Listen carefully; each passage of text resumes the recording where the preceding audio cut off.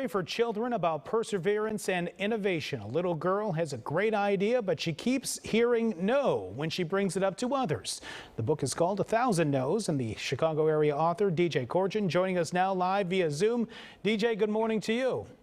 Hey, good morning, Sean. It didn't take me long to read this book, and thankfully, because a lot of parents will be very happy about this book. It's one of those well-illustrated books, and there's not a lot of words, so you can get through it. And if, little Billy or little Susie wants to hear it again, it doesn't take a lot of time to get back through it again.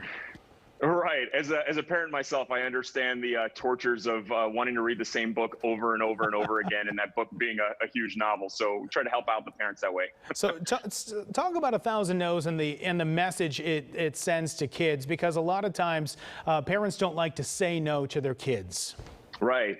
No is something that kids love to say and not a lot of people like to hear. And the book at its core is all about not letting your expectations about what something should be get in the way of what it could be. And for kids, what that means is about working with others, right? Listening to others' ideas to see if something can be discovered that they didn't know was even possible.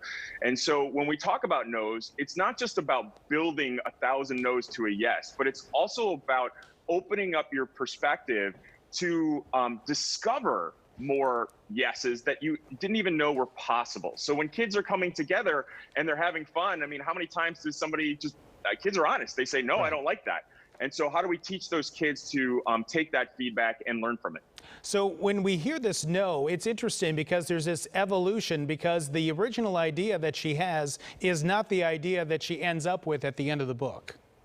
Exactly. That's really the purpose of the point, is that, or the point of the book is that, by allowing you to get others to have an inclusive creative process, whether it's for businesses, whether it's for trying to figure out what schooling looks like this upcoming fall, you end up with an idea that doesn't look anything like it did originally, but that's okay, because it's even better than it originally started.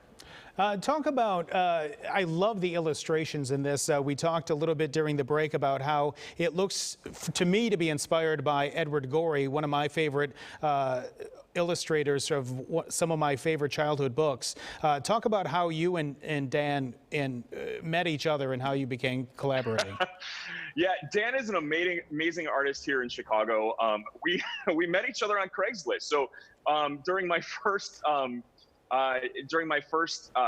stint into writing a book, I really did some research as to how to find a really talented illustrator, and I had some creative friends that were finding some really great jobs on Craigslist. And so I had a post, and he answered it along with almost 100 other artists, and his stuff stood out. And it took one conversation with him to know that he's the guy I wanted to work with. And we ended up becoming really, really close friends. And we've worked on probably about 12 or 13 books now. And we often get compared to Edward Gorey. Sometimes we get Shel Silverstein, which is a favorite of mine. My grandmother went to high school with him, so I have that kind of connection.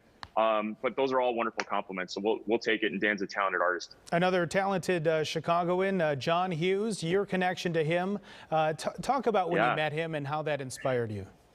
Yeah, so like many people, I was working a retail job, and John actually came in, and he was somebody that I helped serve, and he took the time to talk to me. And one of the things he asked me was like, hey, what do you want to do? And I was a little younger, so it was more like, hey, what do you want to do in the future type thing? And I said, well, I want to be a writer. And he asked me straight out, he said, well, have you written anything? And I said, yes. And this is when he kind of blew my mind. He said, well, then you're a writer. And it was in that moment that I realized, you don't need some people's permission to become what you want to become. If you want to dance, dance. If you want to be a painter, paint. And you're that the minute you do that. Now there's something to be said for being a good writer, and that takes time. But that was the journey. That was the beginning of 1,000 No's. Just realizing that what I expected a writer to be got in the way of what it actually could be for me. We don't have a lot of time left, DJ, but how many no's have you gotten in your career as a writer?